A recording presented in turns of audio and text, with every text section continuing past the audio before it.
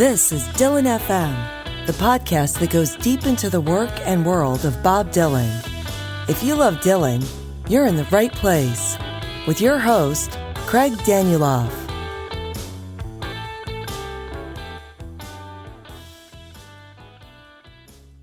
Let's continue our focus on Dylan's 5 worst years, 1984 to 1988, with a focus talk on the idea that Bob Dylan was struggling during those times. Yes, it's relative, and no, it wasn't all bad, but something was happening. So today we look at what that was and how fans and the press have reacted to and talked about Bob Dylan's work and life in the mid-'80s.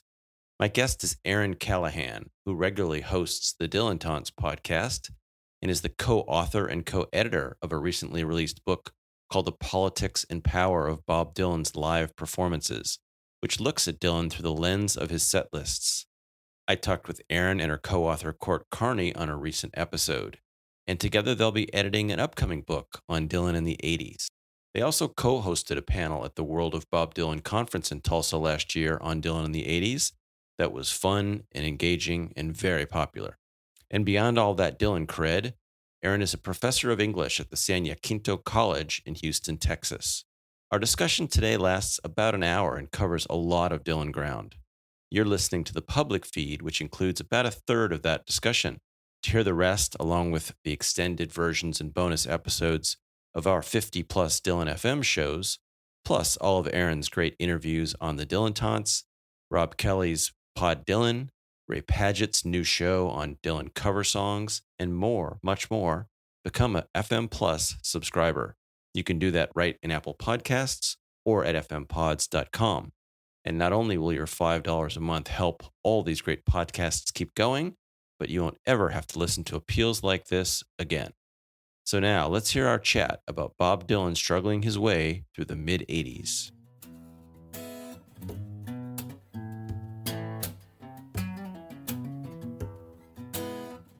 All right, welcome, Erin Callahan. Thanks for volunteering for the task no one wants, talking about Bob Dylan in the 80s. Well, thanks for having me. And I am absolutely thrilled to talk about Bob Dylan in the 80s, as you know, from my panel. And I thought about my own listening appetites and that I tend to, as you say, we just skip the 80s by and large, except for those few highlights that we like. And then also I thought about the narratives that are created and the discussion forums or groups that I'm in, probably with the exception of Laura Tenchard's, that they linger in the 60s, mostly pre-motorcycle accident, because that seems to be, in Cohen's theory, the monster that won't die for Dylan, that identity that he has. And then we move on to Blood on the Tracks, skip to Rolling Thunder, quick stop in the gospel era, and we jump right to Time Out of Mind. And that's sort of what you said. And so you said we skip over it as sort of a wasteland, and I think in a bad way, not in a T.S. Eliot kind of way, because that's Desolation Row. And so the few times we have stopped in those other groups, people really hate the 80s. And I was in one where we talked about and I think it's a great song. And of course, that's out of the framework that we're talking about today. But I is lovely. And people in that group just were angry that we had to listen to it and talk about it. That's the thing I want to unpack kind of in this series a little bit. I think the simplest way is to look at it on its own, because it's obvious that if you put it next to the 60s or part of the 70s or, what happened in the late 90s and on, the problem is kind of the dynamic range. In other words, those other things are so high that this gets squashed into this little zone. Right. And then you think of it as this narrow zone. And that's fine until you go back. And there's a opening episode of this where I'm kind of telling the story of this time frame. But as we know, once you look at it, there's just incredible things there. And the funny thing is that those same people who will dismiss the 80s, love Brownsville Girl, or they love the Tom Petty stuff, or they're, Wilburys fans, or all these things out of the period they think they don't like are there. To me, it's simply a matter of looking at it on its own. And, it's like a graph, from far away, there's not a lot of movement here. You zoom in and all of a sudden, hey, there's a lot of stuff. Both a lot of things that make up the line and a lot of, peaks and valleys. There's a pile of songs, that are great. As you proved in Tulsa, there's also passion. Maybe it's a reflex, or people rebelling now against the negative sentiment. I think that Covers album that came out, kind of played on it and made it cool again. But I think that that's part of, the wonderful thing about Dylan's studies is that we have people inside and outside of the academy. And as an academic, I was thinking, why do so few people puzzle through this most challenging decade in his career? There's got to be something. And you just proved that to be true. But so it piqued my interest looking at the 80s from the viewpoint of 2022 or 2023, where we can work through how that decade and the work he produces and it fits within his entire canon. And so to do that, you have to examine the existing framework. And so the underlying question for me was, what are the narratives that exist around Dylan in the 1980s and how have they shaped how we approach them? And I think what you just said really speaks to that, because we do have these narratives that are the foundation or the framework of how we understand Dylan. Because if you're an obsessive, and again, that's a term you use, which I think is appropriate, whether you are a fan, and I don't think there are many casual Dylan fans. I think you jump right in, or an academic, wherever you are on the spectrum, you started out by listening, and then something touched you, and then you started reading, and whatever you read, whether it was Rolling Stone or Grail Marcus or any of those folks, Michael Gray, Robert Shelton. I mean, I'm looking at my bookcase and I can just go through the list. They helped create that authoritative voice of how we look at Dylan in the 80s, Paul Williams. And there's not a lot of positive literature or narratives about what goes on in the 80s. And so that has shaped how I looked at Dylan in the 80s. And that also created expectations. And I don't want to seem like I'm being glib. We owe that first generation of Dylan fans, scholars, and critics a debt of gratitude, because they created this conversation that we have, this playground that we all get to, experience now. And they also have the privilege of living through Dylan in real time. And so I think that through his creative process and growth, and there's a lot that, going from 61 to 66, so much change, and it's all great, that I think when you get to, you go through the 70s and you have Blood on the Tracks and Rolling Thunder and even the gospel era, there's some good stuff. But you get to the 80s and you feel that there's this incredible letdown. And so they were reacting to their own expectations. And so it would make sense that they look at Dylan as his creative output waning a little bit. Don't you think? Yeah, one of the things as Michael Gray and I've talked through the Song and Dance Man book has come up a lot is the difference between the contemporaneous reactions and the retrospective one. Right. He told me last week, we were talking about, how Blood on the Tracks was not universally, lauded when it came out. There's that. And then there's the fact that, if you go through the 60s and the 70s and Rolling Thunder and, whatever you thought about Born Again period, and now you're standing in the middle of, Knocked Out Loaded, or you can go, oh, my reaction today is this is not good. But we now, get to look at it in a different way. And then there's the fact, maybe for Dylan more than anyone, that it takes 5 or 10 or 20 or 30 years to catch up to him or to, see it in its own light. So, anyway, it's all about reevaluation. The fact that you've looked at it in the big picture and thought about it, and taken somewhat of an academic view on it, and particularly your theory about the arc of his career. And so why don't I let you introduce it, and just let's just go in on how it does sit in the arc and what it means for a guy like Dylan to suddenly be 45 years old, and Prince being at the top of the charts, and having lived through the 30 years, 25 years he lived through before that. All that plays in. I think there are a few ways. And one of the things that I said to you, and it was actually someone in our 80s panel said it, and it was an articulation of what I was thinking, and I just didn't say it as eloquently. She said that we have to let our geniuses struggle and fail. And I don't think that we've allowed Dylan to do that. And so when we look at this period, it's just seen as a blank failure because we're not watching him work through whatever he's trying to work through in terms of his own creative process as an artist. And so there are a few ways that I've puzzled through that. And then we can talk about, I can tell you the different ways that I'm considering this. as we're putting the one book to bed and working on the next one, starting to gear up towards it, is that I think that first he is creating out of contractual obligation. And so now we're looking at this in a very academic way. His art is less a creation. It's always been a product in an industrial capitalist society. But there were, in previous years, he was so focused on the creation process that he wasn't just looking at or solely looking at the contractual obligation of it. And so now it's work for him. This is real work. And he says that he's quoted a few times as saying that, and a lot of this is frustration, where he says that it's like working in a coal mine. And so, he's definitely feeling this idea of hard labor. He is looking at it in terms of the recording technology has changed. And so he gripes that it used to be that you just turned on the microphone and you recorded, and what you heard in the room with you is what they captured, at the soundboard. And so he's frustrated with that. So those are two things that he's frustrated with: the fact that it's work that he's doing, like he's forced to be working. He says a man is free if he gets up every day and does what he wants to do. We can tell he doesn't necessarily want to be doing this just by his raspy voice. They're uninspired.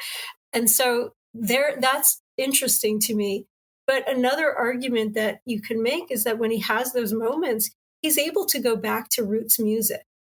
And when he's uninspired, whether it's going back to, playing with the band in Woodstock, when he is burned out from the 66 tour after the motorcycle accident, and that seems to reinvigorate him.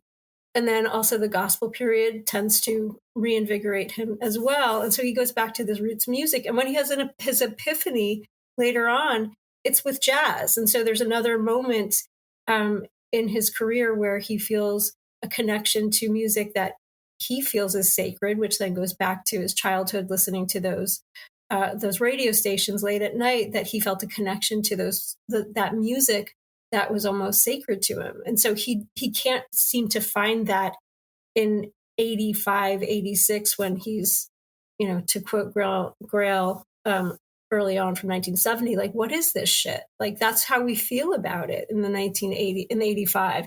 So those are his frustrations, that the recording process is different. It feels like work to him. He's only doing it for the sake of work.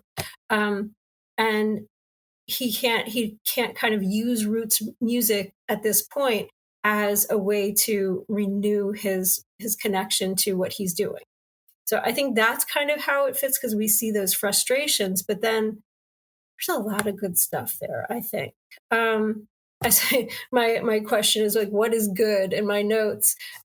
Obviously, every grain of sand is before, but these are the objectively good things, right? Blind Willie McTell, Series of Dreams, Brownsville Girl, Dark Eyes, the tours, and maybe more so specific shows within the tours.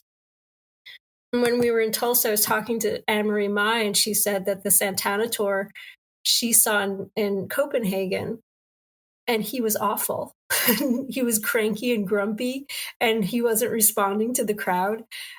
And that you've been in shows where he seems grumpier. Even the shows I saw last weekend, the last one, he seemed much grumpier the last night than he did the 2 nights before.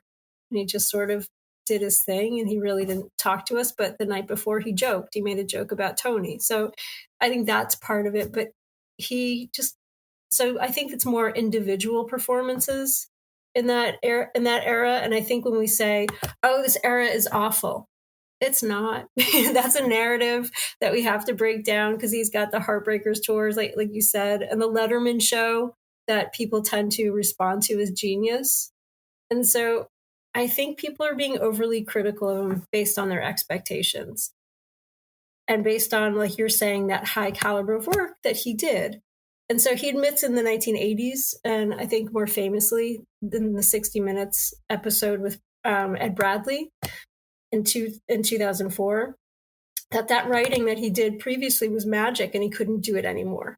I think it's actually an interesting point about the return to roots, which obviously he's done many times.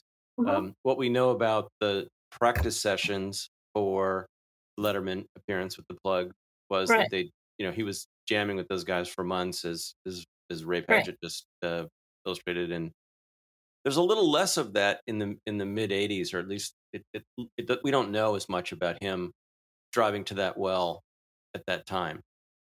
This idea about him being contractually obligated. To be honest, I kind of feel like Bob, like anybody else, and maybe more, does some revisionist history and finds an excuse after the fact when he needs it. Mm-hmm. I always have a hard time when people say that. I mean, it's come up many times in his career, and he says it. Imagine Bob actually saying, "I'm going to go do this now because they want me to." It just seems so counter to his. If he wanted to take 3 years off, I kind of feel like he would take 3 years off, even though there probably was a contract. Right. And I also feel like these albums, he's trying. He might know. It seems evident he knows he's not in the same place. Right. But as you said, there's a struggle. He is struggling. He's not Right. conceding. The other thing we learn as we get access to the tapes, and obviously a little bit of this, we started to get bootleg theories. There's 2 or 3 of these albums that were built over multiple years. Right. It's really just going in, recording songs, and ultimately there kind of was enough to cobble together. Knocked Out Loaded, I think, is that way, and Down in the Groove is a little bit that way. Right. But again, my guess completely is that he was going in the studio because he wanted to go figure it out. He wanted to do it, even if he knew he was, it wasn't one cohesive project, and didn't know already in his head where he wanted to be at the end, where he might have been many before and many after. No, there isn't. We can argue there isn't a cohesive project. Yes, I think he wants to be in the studio, but I also think that, and there's contemporaneous journalism that says he's, it's for the money. There's a speculation there that he's just doing it because he has to. But one thing that would support your argument is, I think, on Knocked Out Loaded, when he has all of those musicians come in and he's playing with, Jerry Garcia, he's all those folks coming in, and he's composing with Robert Hunter, and even Down in the Groove. It's Down in the Groove he does that, isn't it? Just misspoke. But then he's playing with he's writing with Sam Shepard, and he's trying to work with other people to compose. And my argument for that, or maybe, and I could be wrong, and I accept anything that I say about Dylan could be wrong, but he may be trying to create those connections that he felt when he was returning to roots music, when he was playing with the band in Woodstock, that he's trying to find that sort of homosocial connection where he's in a group of men, and there are female backup singers, but they are secondary. But he's working with a group of people that he feels, some sort of companionship or camaraderie with, but it still doesn't quite work for him, as we see. Where it does work is in the impromptu creation of the Wilburys. And we know the story of how that just sort of happens one night.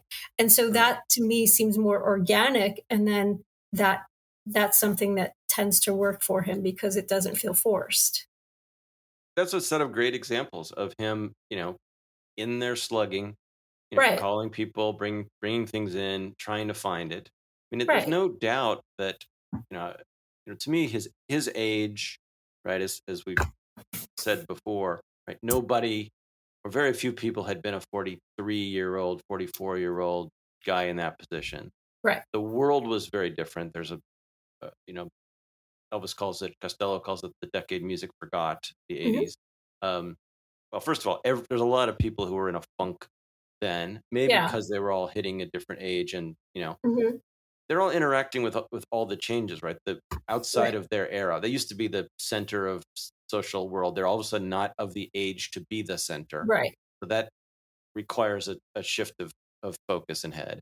They all had come up with, work that was compelling and interesting, and aren't the kind of people who want to do it for the 26th year. Right. So, a second act, a third act, a fourth act is very hard to find. The Dylan idea that the period of struggle is, I think that's really interesting, and it does sum it up in a way it hasn't been before. And I mean, there's 2 things. One is, for those of us who care about Dylan or enjoy Dylan, reading the phone book or watching him struggle is perfectly acceptable thing to do. Right. And then I also think secondarily that if you look at the challenge Dylan always has is being compared to Dylan. Right. So he's said that, and others have. And as I listen to this set of albums, two things are true. One, they're not 60s or 90s Dylan necessarily, with some songs. I mean, you gave a list. I would put Tight Connection in there. Right. Maybe Someday. Silvio, which is obviously somewhat of a cover, a co-write.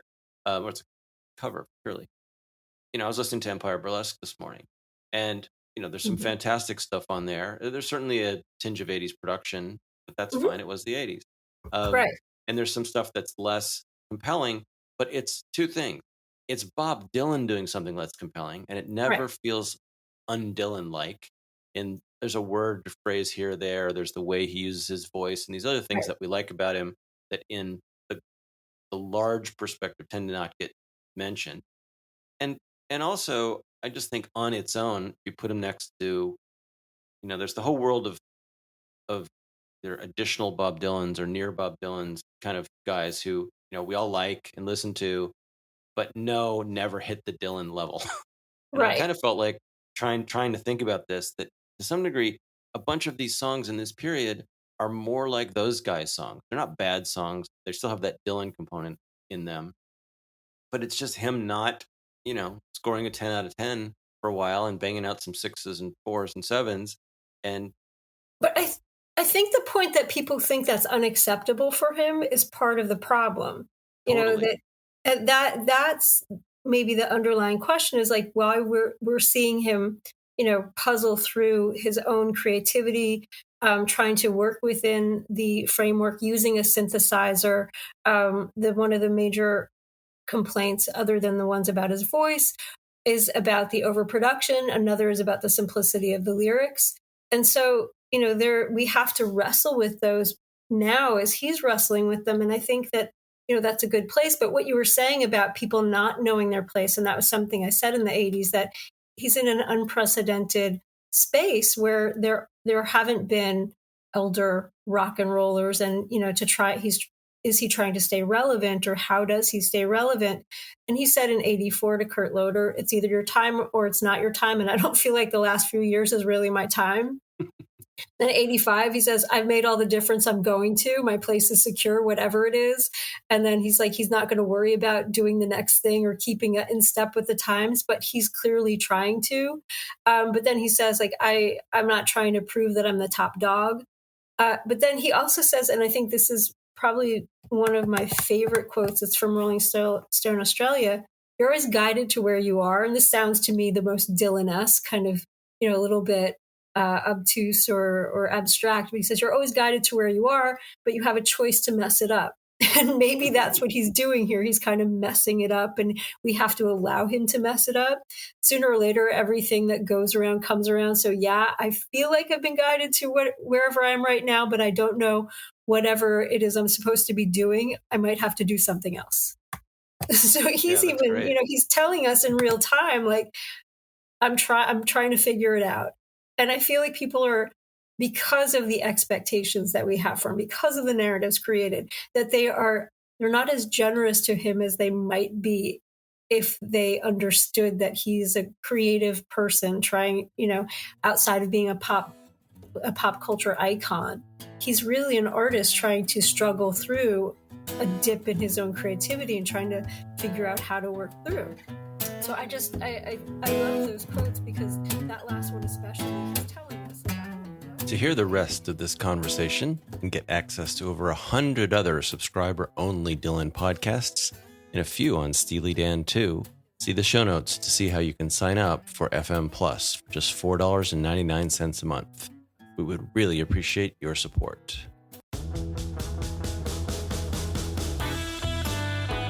Did you enjoy this show? Then please rate this podcast and leave a review. It really helps. Also, sign up for 7 Days, our free weekly newsletter that puts all the top Bob Dylan news and links into your inbox every Sunday. Use the link in the show notes. Thanks for listening.